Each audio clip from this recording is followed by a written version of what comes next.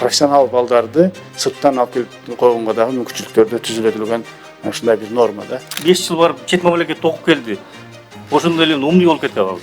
Биз башка мамлекеттердин уулдарына, кыздарына караганда айрым нерселерди тез өндөштүрөбүз, тез үйрөнүп кетебиз. Бул аябай кадровый маселе, бул ар бир гражданиндин мамлекетте иштейм деген адамдын тагдырына тиешелүү маселе болуп атат. Конституциялык мыйзамдар, мамлекеттик түзүлүш, сот укук маселелери жана Жогорку Кеңештин регламенти боюнча комитети Министрлер кабинети жөнүндө конституциялык мыйзам долбооруна өзгөртүүлөрдү киргизүү жөнүндө документти биринчи окууда карады. Министрлер кабинети жөнүндө конституциялык мыйзамдын 8-беренесинин 1-бөлүгүнө өзгөртүү, толуктоолор киргизилүүдө. Дебилгечи депутаттардын бири Марлен Маматалиевдин арастоосунда кызматтык зарылчылык болгон учурларда Министрлер кабинетинин төрагасы аткаруу бийлигинин башка органдарынын жетекчи кызмат ордуна чет жакта окуп билим алып келген адамды дайындоого уруксат берилүүдө.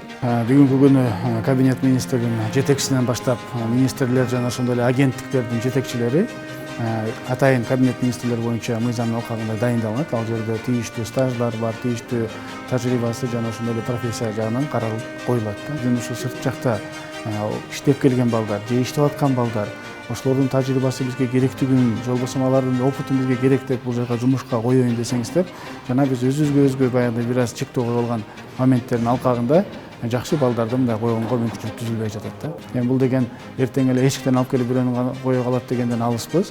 Жана биринчи пункт стаж, маш байкалар калат, бирок ошол эле учурда өзгөчө учурлар деп туруп баягы керектүү учурларда койгонго мүмкүнчүлүк берип атабыз. Сыртта 5 жыл билим алган, ал жакта иштеген иш тажрыйбасы боюнча талаптар эске алынбайт. Кесиптик жөндөмдүүлүгү бар гана адамдар дайындалмакчы. Тагыраагы башка өлкөдө жүргөн күчтүү кадрларга мүмкүнчүлүк түзүлмөкчү. Марлен Маматалиев, Акыл Түмөнбаев, бир топ депутаттар, лидер фракциялар ушул мыйзам долбоорун алып чыгыптыр. Менин жакшы жагы, мисалы, ошол эле Грузияда чоң реформаларды, полиция реформасын жасагандар бүт ушул сыртта окуп келген реформаторлор болгон да. Эгерде жакшы ниет менен карасак, бизде деле азыр андай балдар кыздарыбыз бар. Бирок бир эле сыртта окуган эмес, ушул Кыргызстанда деле бышып жетилип, англис тилинде сүйлөгөн жаңы технологияны жанагы семичкедей чыккан кадрларыбыз бар бизде деле. Аларды дагы баалашыбыз керек. Анан сөзсүз эле Оксфорд менен Кембриджди бүтүп келгендер бааланып, Кыргызстанда окугандар, биздин өзүбүздүн ата мекендеги окуу жайларда окугандар сыртта калбашы керек. Депутат Нурбек Садыгалиев Кыргызстанда эч бир мамлекеттик кызматта иштебеген жаран кантип жетекчи болорун айтып сынгалды. Ал карьералык тепкичтин бардык бөлүктөрүн басып өткөн адамдар жетекчилик кызматка дайындалышы керек дейт. Бул башка мамлекетте окуп келген, ошол жакта иштеп келгендерди именно министрлер кабинетинин төрагасына министрликке ошого опыт жок эле ошол жумушка алсак деген ошо мыйзам киргизип атышат да. Мен буга каршымын. Анткени эмне дегенде ошол бир министерстводо министр болуш үчүн бул ошол кызматта бир 10 жыл, 20 жыл иштеп, анан кийин министр болуш керек да.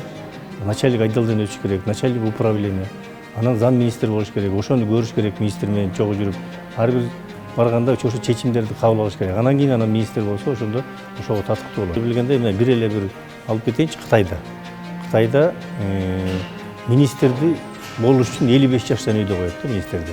Ошол тармакта өмүр бою ошол тармакта кызмат кылып келген